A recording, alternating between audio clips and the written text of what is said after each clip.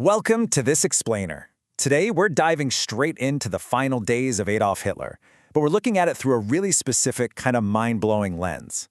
See, for his entire life, Hitler harbored this absolute fanatical obsession with the mythical pagan operas of Richard Wagner. And we're going to explore how that lifelong obsession literally shaped the catastrophic decisions he made right as his regime was collapsing around him.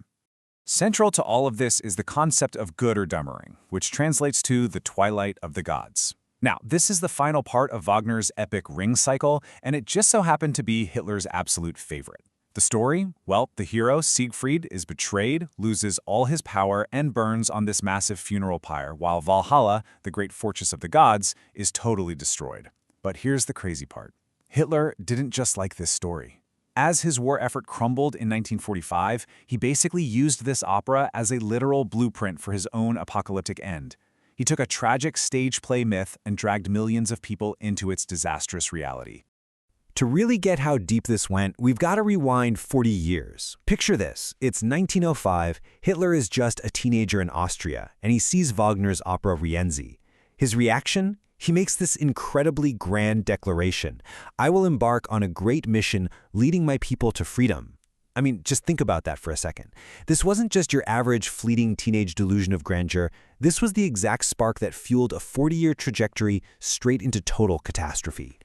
So you get this absolutely stark contrast between the myth in his head and the reality on the ground. On one side, you have the myth, Hitler picturing this glorious stage destruction. I mean, he literally had scale models of Germania, this grand post-war capital, and he's imagining an ending fit for a Wagnerian hero. But the reality? His stubborn refusal to just surrender meant he was inflicting utter ruin on his own people. It wasn't some grand kingdom falling, it was thousands of people dying senselessly in the mud and rubble of bombed-out Berlin in the spring of 1945. He was forcing his own twisted Wagnerian ending onto everyone around him. Act 2, the supporting cast goes rogue. Right, so as Hitler tried to orchestrate his big mythical finale, he expected absolute poetic loyalty from his inner circle. But reality, and honestly basic human survival instincts, had other plans. Let's just walk through this incredibly compressed timeline, because it shows exactly how fast his inner circle crumbled. Okay, so Friday, April 20th, it's his 56th birthday. It's a dreary, super tense gathering down in the underground Führer bunker. Then, just 2 days later, on the 22nd, Hitler has a complete mental and physical breakdown right in front of his generals. He's shrieking that the war is lost, literally collapsing into a chair. And word of this spread like wildfire. By the 23rd, his designated successor, Hermann Göring, sends a telegram trying to take over the government. And then the absolute ultimate blow comes on the 28th. The BBC broadcasts that Heinrich Himmler has secretly tried to surrender. So in barely over a week, this grand facade of unyielding loyalty just completely disintegrates. It's honestly fascinating to look at how his two oldest comrades jumped the sinking ship. They took totally different approaches. Hermann Göring, he went with a cautious, legalistic route. He sent this carefully worded telegram from his villa, basically asking, "Hey, since you're trapped, should I assume power?"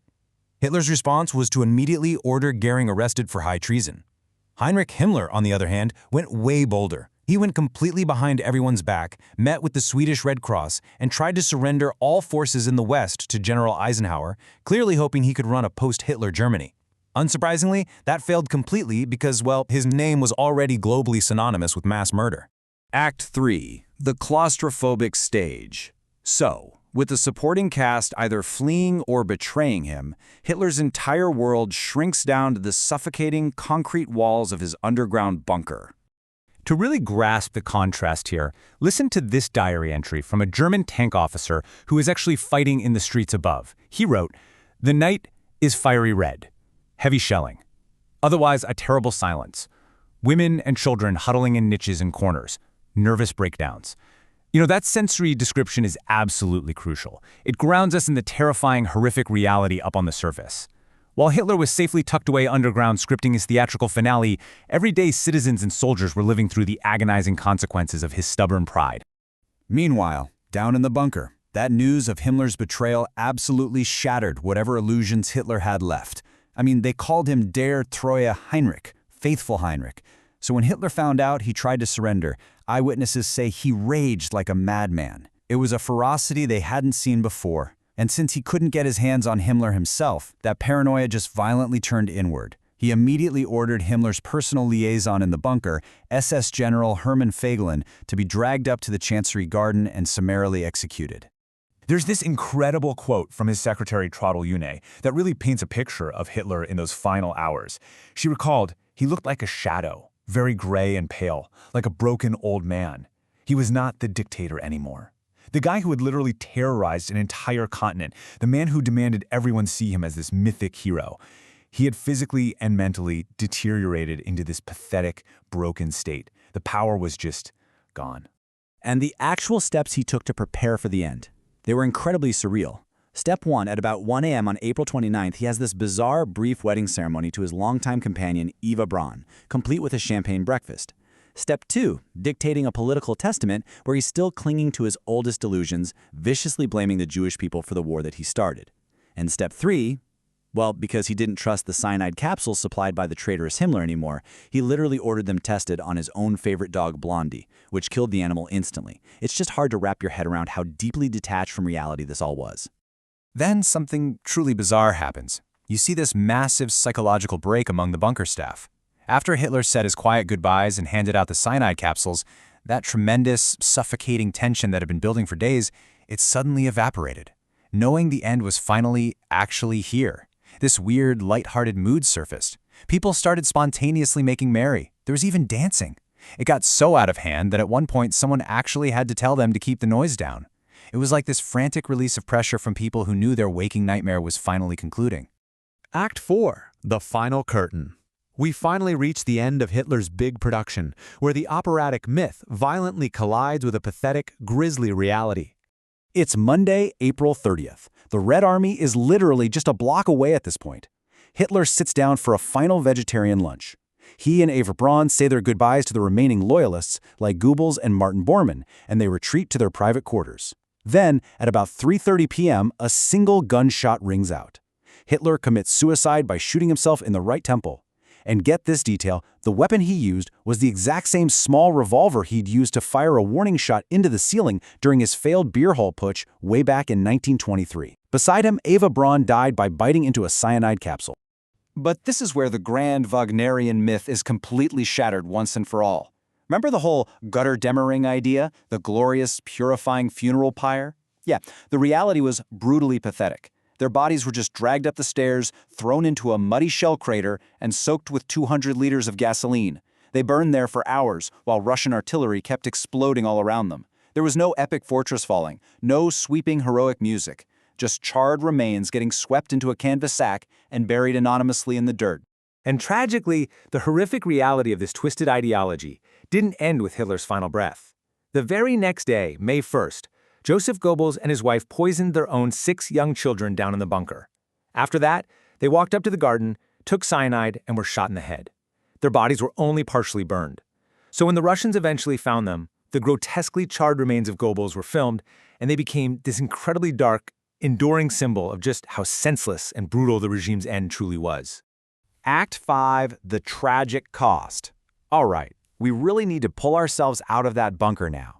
We have to step away from Hitler's delusions and face the actual, real-world human toll of all this theatrical fatalism.